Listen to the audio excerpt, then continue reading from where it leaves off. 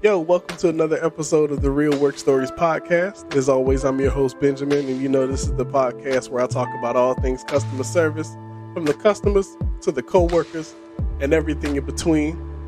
Today, I'm going to take y'all on a little trip. I'm going to go to my world a little bit. Talk about some of the people I work with, and probably some of the people you work with too. Because when I think about it, it's pretty much the same people. Now, before I get into that though, definitely want to say thank you again. I know I say it every episode, but y'all, I mean it.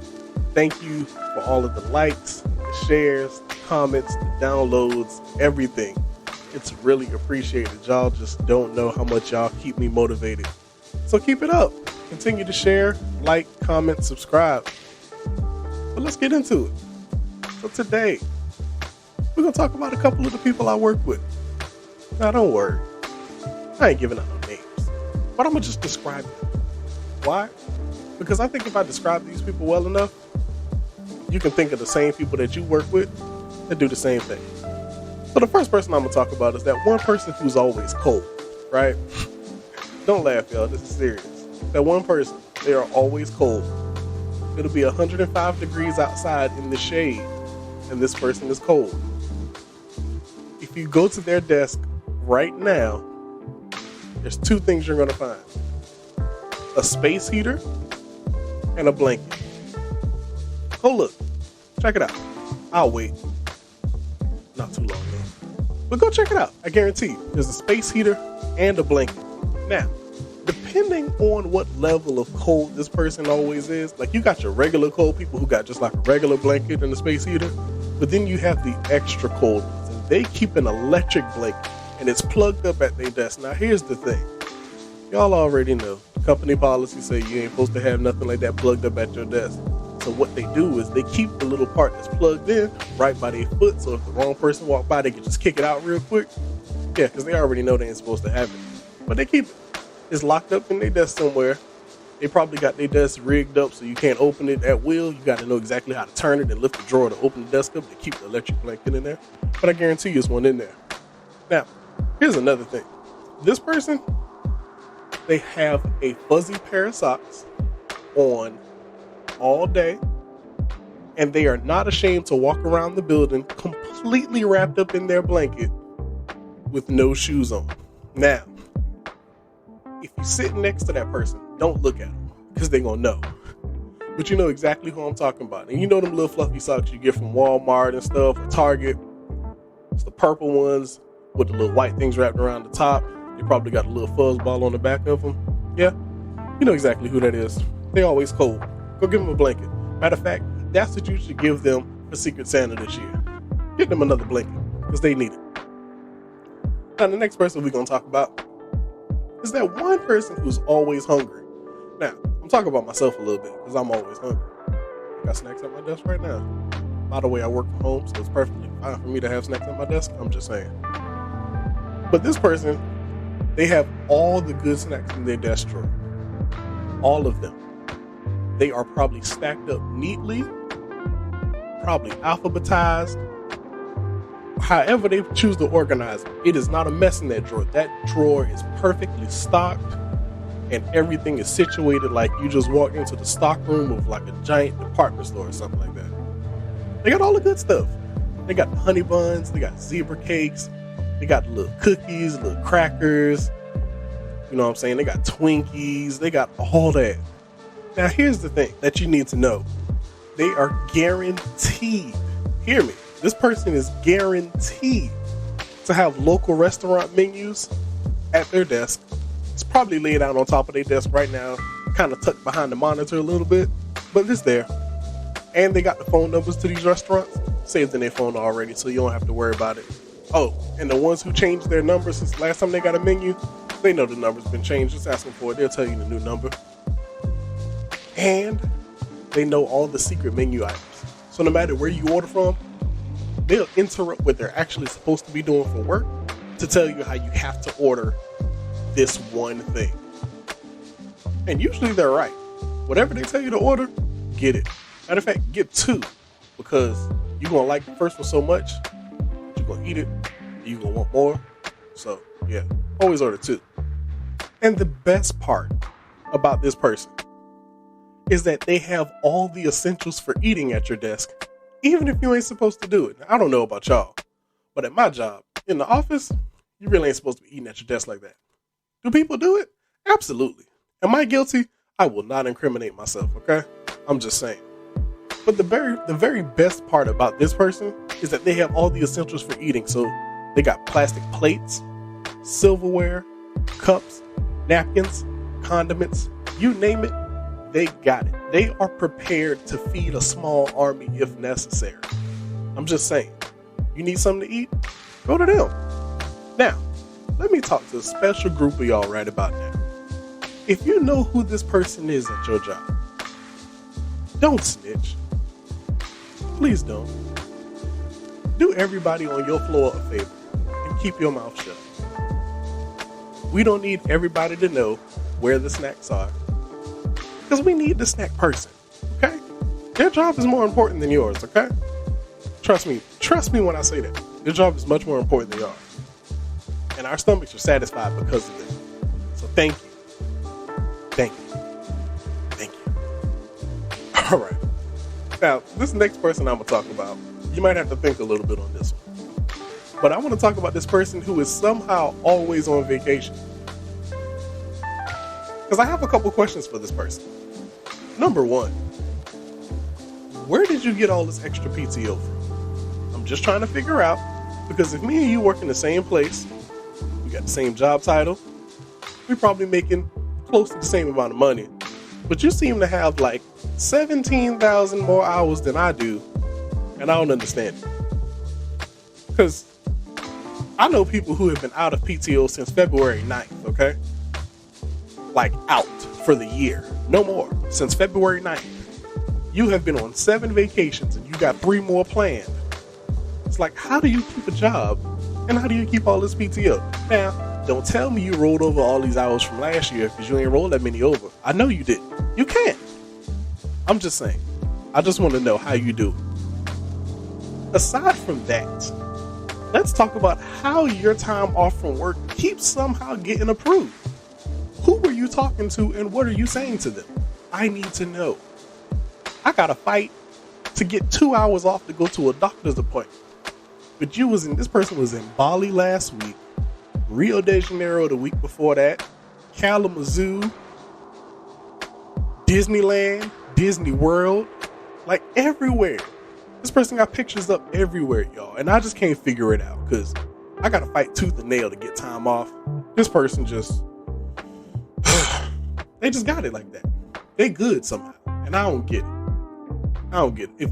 If y'all know the secret to how to get time off like that, let me know. Email me, okay? The email is realworkstoriespodcast@gmail.com. Please email me and let me know how you managed to get this kind of time off, okay? All right. Just saying. For real. Email me. I want to know. Now, this next person I'm going to talk about, it's kind of 2 people wrapped in one. It's that one person who don't need this job and don't get paid enough for this. Yeah, now you see why I said it's the same person. Because they always complaining about something when it happens or when something changes. You know what I mean? Staff meeting on Friday. Everybody come into the staff meeting and they're like, hey guys, we're making some changes. We're doing X, Y, and Z now. We're not doing it like how we were doing it last month. So we need, we gotta make some changes. We gotta get some things done. And here go this person at the back of this meeting, sitting at the back in the corner, playing on their phone. Why they always doing something? They always changing something. Always doing something. I'm sick of this job. I don't know why they keep changing this stuff. It ain't gonna make it no better because I don't need this job. I don't need it. I can go anywhere. And that same person is always at the back like, they changing something again? I don't get paid enough for this. Now, here's the real funny part about this person. Number one is, they barely do the job that they were actually hired to do. And don't let their supervisor ask them to do something that they're already supposed to be doing. Here they go again. I don't get paid enough for this. but like, you don't even do the things that are actually in your job description. So like, you're like the last person to be fussing about what you should or shouldn't be doing. Now, this person always has to talk about how many other companies offered to hire them and how they picked this job for, insert the lame excuse right here. They picked this job because, I picked this one because it's the closest to my house, or I picked this one because they was giving off the best hours. You know, I need this day and this day off. This was the only one giving me this, but I could have went anywhere. I could have been doing anything. Like, well, go do that then. Stop telling us how you could be doing it and just go do that since you hate it here so much. I'm just saying. Now, another thing this person does is they always somehow seem qualified to tell everybody else in the office how they're supposed to do their jobs. But this person don't even do their own job.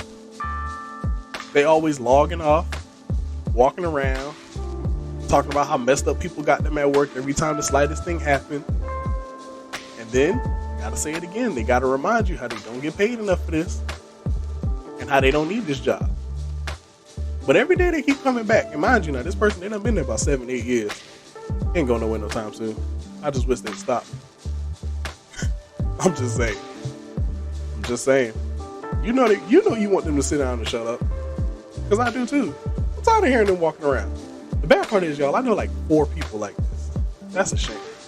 Now, the next person I'm going to talk about is the manager of the year to be.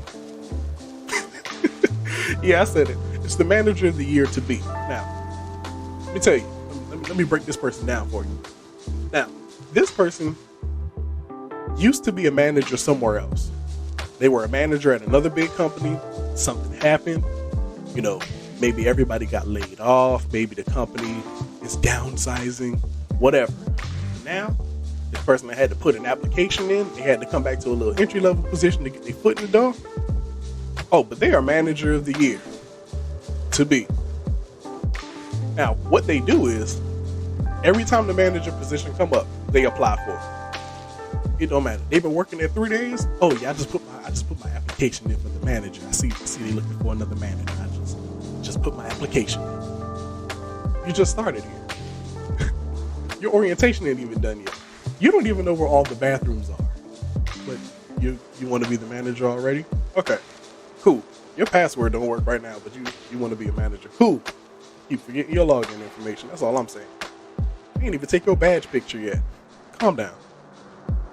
Now, let me tell you what else this person does. They wear a business suit to work every single day, Monday to Friday. It never fails. It seems like they got a million of them because you don't never see the same color. Now, at my job, they have dress down days. You know what that means? It's like, hey, take off the business suit. Let's get a little casual, you know, wear some jeans, wear some sneakers, wear a little jersey, t-shirt, you know, just relax a little bit. Nah, not the manager in training to be. They have to have on that business suit, even on the dress down days. You can hear their shoes coming down the hallway. Click, clack, click, clack, click, clack. Oh boy, here comes insert name. I'm gonna let you think about who that person is.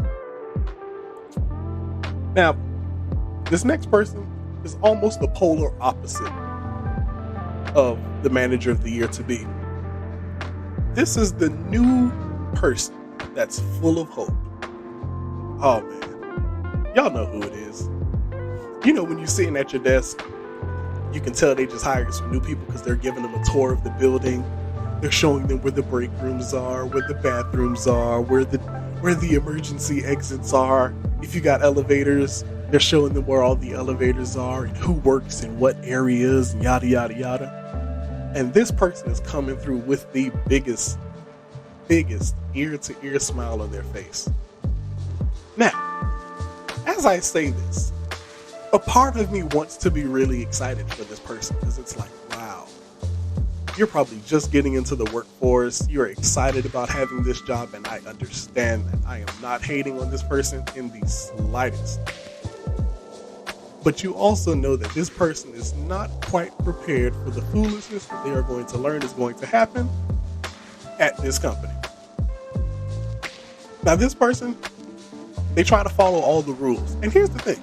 It's not because they're being a jerk or anything, but it's simply because they want to take this job seriously. They come in and they see everybody else whispering like, oh, you know, this job really ain't all that. You know, this place really ain't all it's cracked up to be. It ain't all they say it is. But this person is trying to hold on like, just maybe, this can be a career for me. And everybody else is just around them like, please stop, because you don't know how toxic this place really is. You're about to become a savage and don't even realize it. This place is going to kill you inside. But this new person who's full of hope, keep the smile going. It's not even sickening. It's almost like a breath of fresh air. It's like, wow, you are really naive. Again, I'm not mad. I ain't hating. I'm just saying. Give it about 6 months. You'll have a new haircut. That's all I'm saying.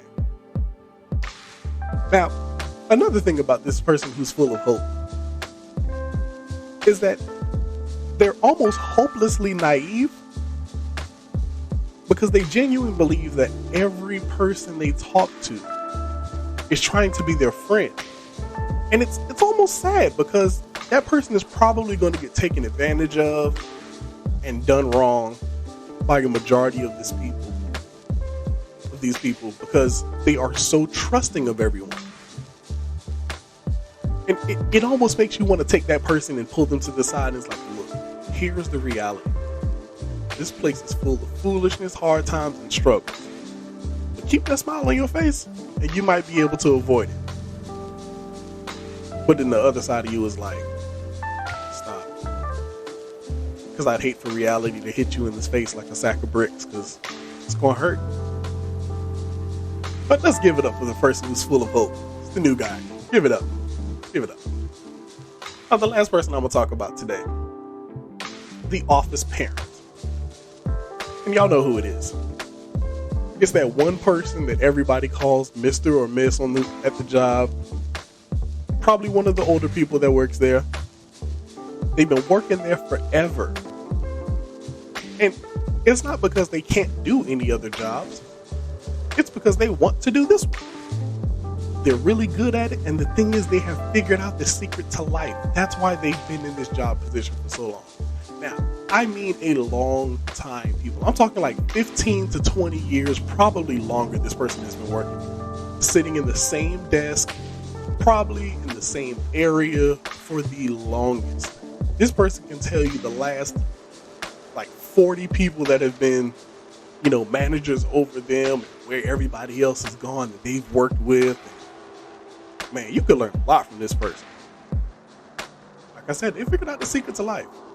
That's why this job doesn't bother them like it bothers everybody else. It doesn't aggravate them like it aggravates everybody else. At least, you can't tell it aggravates them. Because they don't let it show. Whatever happens, they just go with it. Oh, policy changes? That's cool. It happened last year. I knew it was coming eventually. Oh, they cutting the bonuses this year? Figured that was coming. They do that every 7 months. It's weird. They only do it every 7 months. But I knew it was coming. It's cool. We can't park in this section anymore? I figured that. Yep. I saw them hanging up the new stickers last week.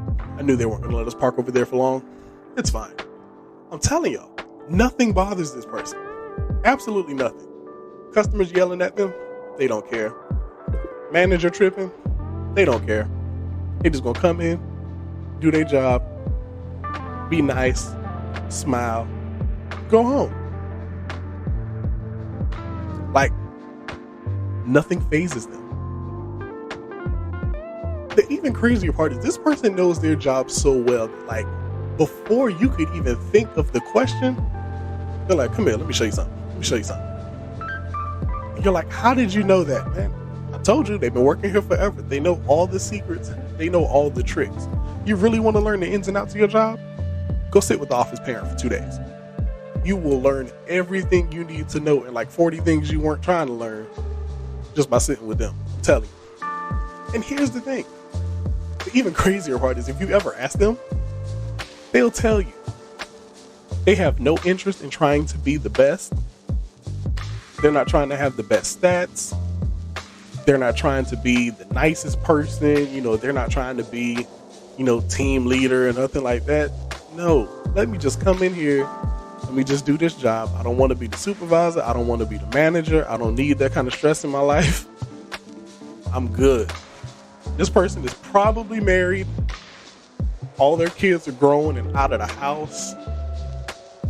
They just got this job at this point, so they don't sit at home watching Jeopardy and Family Feud all day, rotting away their brain cells. But they love it here. Smiling all the time, and they probably always bringing snacks to the job too. Little donuts, some coffee and stuff. This office parent also somehow remembers everybody's birthday, and they remember all of the details about you. They might have only met you once, but every time you see them, they're like, how's the baby? How's your wife? How's your husband? They remember everything. It's just like having a parent, but just at work, right? I know I'm right. You don't have to admit it. I just know I'm right. I just know. Now here's the thing. These are just a couple of the people that I work with, but I want to know something. I want y'all to tell me about some of the people y'all work with. So here's what I need y'all to do. Check me out on Instagram and on Facebook at Real Work Stories Podcast. And tell me, comment on my post, and tell me if you work with any of these same people that I work with. Or tell me about somebody that you work with that I don't already work with that I didn't mention. I might do a part 2 to this. We'll talk about some more people I work with. Or some of the people y'all work with. Let me know. I want to hear from you. But y'all, that's it. It's been another episode of the Real Work Stories Podcast. Thanks for tuning in. Talk to y'all later. Holla.